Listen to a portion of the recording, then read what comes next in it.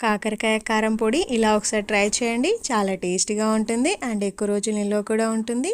దీనికోసం నేను 1/2 కేజీ కాకరకాయ తీసుకున్నాను. వాటిని సర్కిల్లా కట్ చేసుకొని ముదిరిపోయి ఉన్న గింజల్ని తీసేసి కొంచెం సాల్ట్ వేసి బాగా పిసికి కడిగాను. తర్వాత ఒక ప్యాన్ తీసుకొని ఎక్కువనే ఆయిల్ వేసుకున్నాను. బ్రౌన్ కలర్ వచ్చేంత వరకు బాగా ఫ్రై చేసుకొని ఈ ముక్కల్ని ఒక బౌల్లో పక్కనే పెట్టుకోవాలి. తర్వాత ఒక మిక్స్చర్ తీసుకొని దాంట్లో 4 స్పూన్ల కారము, గుప్పెడన్ని వెల్లిపాయలు, కరివేపాకు, జీలకర్ర 2 స్పూన్లు, మిరియాలు కొన్ని అండ్ లవంగా ఒక 2-3 వేసాను, అది మీ ఇష్టం. సాల్ట్ కూడా వేసి మెత్తగా మిక్స్ పట్టుకోవాలి. ఇప్పుడు మిగిలిపోయి ఉన్న ఆ నూనెలోనే మళ్ళీ పోపు పెట్టుకుందాము. దీంట్లో జీలకర్ర వేసి ఎండుమిర్చి కూడా వేసాను. ఇంకా క్యాషూ నట్స్, జీడిపప్పు, పల్లీలు కూడా యాడ్ చేశాను.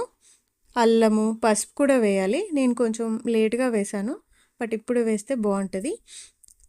ఇప్పుడు మనం మిక్స్ పట్టుకున్న ఈ కారం పొడి అలా వేసి బాగా కలిసిపోయేలాగా కలిపి కొంచెం పచ్చి వాసన కూడా పోయేంత వరకు ఫ్రై అయ్యాక కరివేపాకు కూడా వేసుకోవాలి.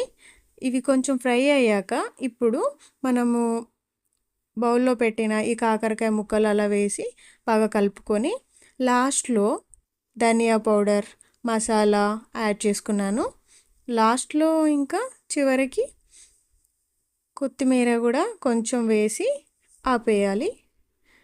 మనకి చాలా చాలా టేస్ట్గా ఉంటుంది వేడన్నంలోకి అండ్ ఎక్కువ రోజులు కూడా మనం ఇది స్టోర్ చేసుకోవచ్చు. ఏదైనా సీసా లాంటిది లేదంటే స్టీల్ బాక్స్లో స్టోర్ చేస్తే ఇంకా బాగుంటుంది. చాలా రోజులు నిల్వ ఉంటుంది. వేడన్నంలోకి నెయ్యి వేసుకొని తింటే ఇంకా సూపర్గా ఉంటుంది.